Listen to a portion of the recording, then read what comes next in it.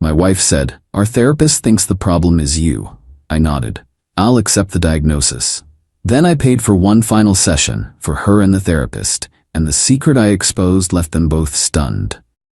I, 34 male, just discovered my wife Serena, 32, and our marriage counselor have been playing me for a fool for 8 months. 8 months. It started last year when Serena suggested couples therapy. We'd been married 6 years, together 9. Things felt disconnected. I was working longer hours after a promotion. She seemed withdrawn. Normal marriage stuff, I thought. "I found someone highly recommended," she said. "Dr. Patricia Morse. She specializes in communication issues. First session was $200, cash only. Not covered by insurance, but whatever. Investment in our marriage, right?" Dr. Morse seemed professional. Mid-40s, sharp blazer, PhD on the wall. Asked good questions. I felt heard initially, but by session 3, the pattern started. "I notice you interrupt Serena frequently," Dr. Morse said. I didn't think I did, but okay. I worked on it. Session 5, your work prioritization shows emotional unavailability. Session 8, your defensiveness is concerning. Session 12, your inability to recognize Serena's emotional labor is a form of gaslighting. Every session became about my failures. My communication was aggressive. My love language was selfish. My concern about spending was financial control. Serena would sit there nodding along, occasionally wiping away tears I'd apparently caused. "I just want him to see me," she'd say. "I do see you," I'd respond. "That defensive response proves you don't," Dr. Morse would interject. $200 a week to be told I'm the problem. But I kept going. If I was the problem, I'd fix it. I read the books, did the exercises, wrote feeling journals, practiced active listening until my ears hurt. Nothing improved. Serena grew colder. Started sleeping in the guest room for her emotional safety. Texted constantly during dinner. Went out with friends from work every weekend. 6 months in, I suggested switching therapists. Maybe we needed fresh perspective? Serena exploded. "You just can't handle being wrong. Dr. Moore said you'd try to abandon therapy when it got hard." So I stayed, kept paying, kept being dissected weekly. Last month, during session 32, Dr. Morse dropped. "Serena has expressed feeling trapped. Have you considered a trial separation?" That night, Serena presented me with a separation agreement. She'd get the house temporarily, I'd continue paying the mortgage plus give her $2,000 monthly support, and we'd reassess in 6 months. Dr. Morse helped me realize I deserve this time to heal. Red flags finally penetrated my therapy-fogged brain. This wasn't about fixing our marriage. This was exit planning with a professional witness. Last weekend I ran into my coworker Raj at a coffee shop. His wife was complaining about her college roommate. "Patricia thinks she's so smart with her psychology degree, still owes me $500 from senior year. Now she's some fancy therapist." Patricia Morse. My coffee went cold. What's her last name? Morse. Dr. Patricia Morse now. Why? I spent Sunday investigating. Facebook is beautiful for connections. Sure enough, there in Serena's friends list, buried deep, Patricia Morse. College photos, spring break trips, and the kicker. Patricia as a bridesmaid at someone else's wedding. 8 years ago. Our therapist was my wife's college friend, hidden for 8 months while they both gaslit me. Found their text thread on our shared iPad. She forgot I knew the passcode. "Patricia, how did tonight go?" "Perfect." He actually apologized for being emotionally unavailable. Lol. "The separation paperwork ready?" "Yep, a few more sessions and he'll think it's his idea." "You still owe me for that Vegas trip." After the settlement, babe. More texts, planning sessions, laugh emojis about my journal entries, strategy for making me look unstable. I screenshotted everything. Then dug deeper. Dr. Patricia Morse? Not licensed in our state. Licensed 3 states away. Practicing here illegally. That's a crime. Those cash payments? She insisted on cash for easier insurance claims. Insurance we weren't using. Every check I wrote went to Morse Counseling Services LLC. No paper trail except my detailed checks with marriage counseling session and dates in the memo. $200 by 32 sessions, $6,400 in unreported income. Tax evasion. The checks cleared through her home address, where she lived with her husband, who traveled Monday, Thursday. Our sessions? Always Tuesday evenings. I had everything. Text evidence of the friendship, proof of practicing without state license, Evidence of fraud, tax evasion documentation, conspiracy to commit marital fraud. Tuesday came. Session 33. How are we feeling this week? Patricia asked. I've been thinking about the separation. I'll accept your diagnosis, Dr. Morse. I am the problem. They exchanged a look. A tiny smile. That's very mature, Patricia said. So I'd like to share what I've learned in therapy. May I? They nodded, probably expecting self-flagellation. I pulled out my phone. I've learned about boundaries, like the boundary between therapist and patient. Serena, did you know Patricia was your college friend? Silence. From your bridesmaid photos and these texts, I started reading. He actually apologized for being emotionally unavailable, lol. Patricia went white. Those are out of context, like your license? The one not valid in this state? We should end this session. Sit down. I paid for these 40 minutes. I laid it all out. Every text, every lie, every manipulation, their plan to make me think I was crazy. By the way, Patricia, does your husband know you see clients at home when he's traveling? You're threatening me? I'm informing you. Like you informed me I was gaslighting my wife. Speaking of which, the actual definition of gaslighting, it's what you two did. Serena was crying. Real tears this time. Here's what happens. Serena, you want divorce? File honestly. No false abuse claims, no manufactured evidence, just irreconcilable differences. Or I report Patricia to the state board, IRS, and her husband. This is blackmail, Patricia shrieked. This is consequences. I stood up, pulled out one last check, $200. Memo line, final session, full disclosure achieved. For your records, Patricia, you'll want to report this income. Filed for divorce the next day. Patricia shut down her practice within a week. Serena moved back with her parents. The truth cost me $1,600 in fake therapy. Freedom from manipulation? Priceless. Update 1. The extinction burst was spectacular. After that final session, Serena went into overdrive. Not with apologies, with accusations. She told everyone I'd verbally attacked her therapist and threatened them both. Her version painted me as an unstable man who stalked Patricia's personal life. Her mom Janet called screaming, "How dare you threaten that poor woman?" I exposed their fraud, Janet. Dr. Morse said you show signs of narcissistic personality disorder. Dr. Morse isn't licensed to diagnose anyone here. Click. But Serena's real play came Thursday.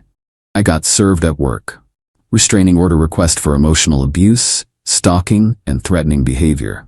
The evidence? A letter from Dr. Patricia Morse stating I'd exhibited concerning behavioral patterns, and she feared for Serena's safety.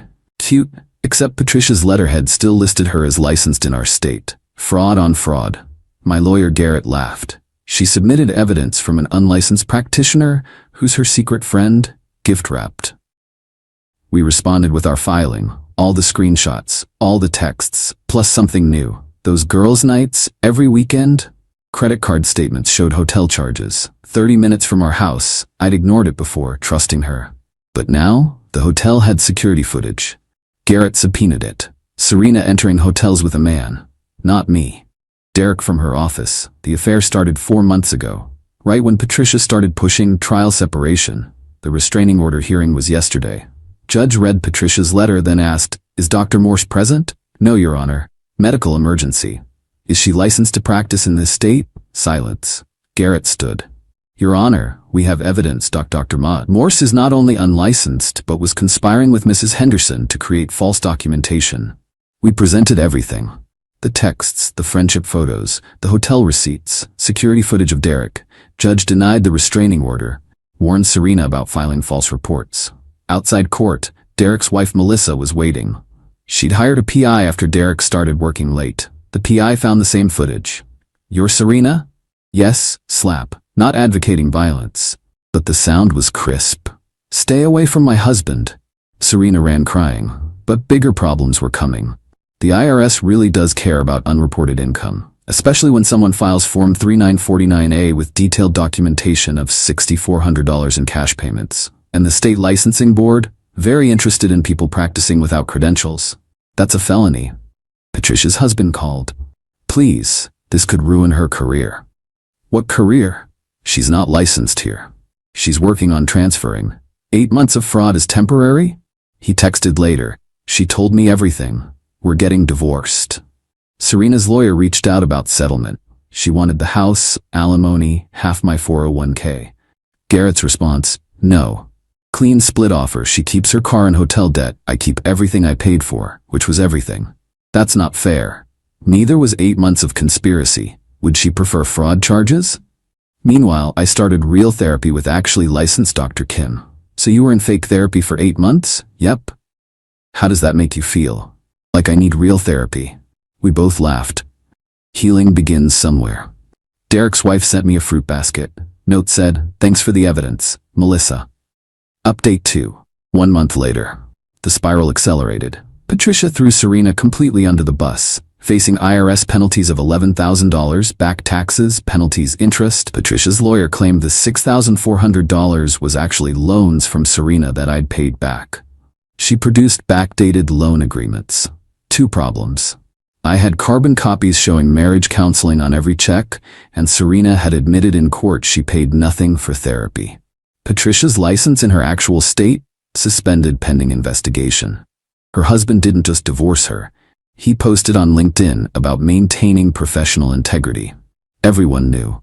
Then Serena made her next moves, got a call from Miranda at Serena's office. She's telling everyone you're abusive, but also, she's been using the company card for personal expenses, and she's setting up Derek for harassment claims.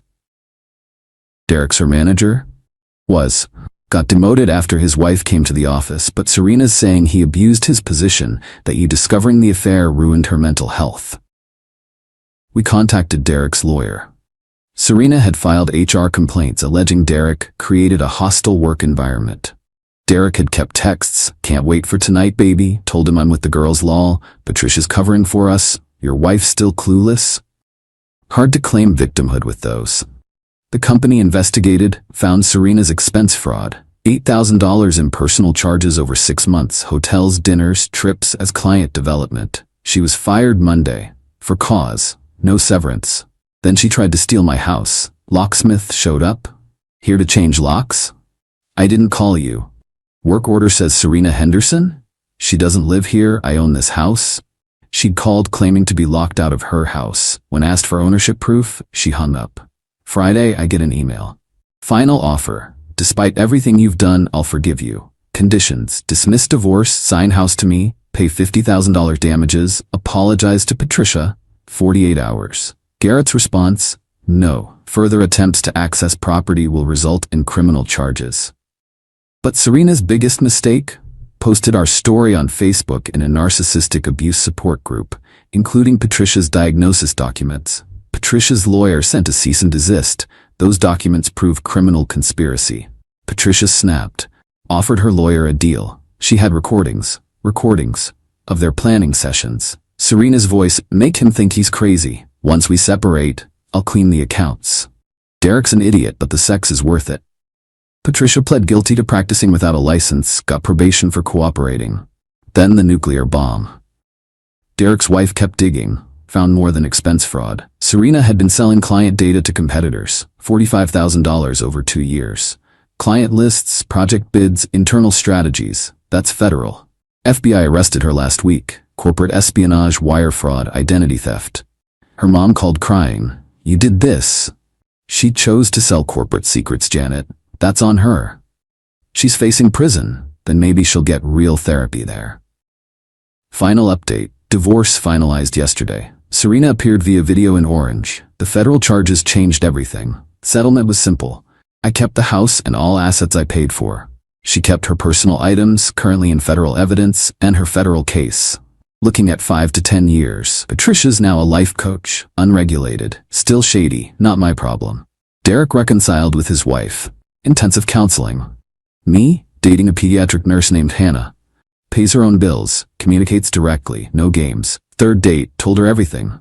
Your ex went to federal prison, started with fake therapy. Note to self, don't piss you off.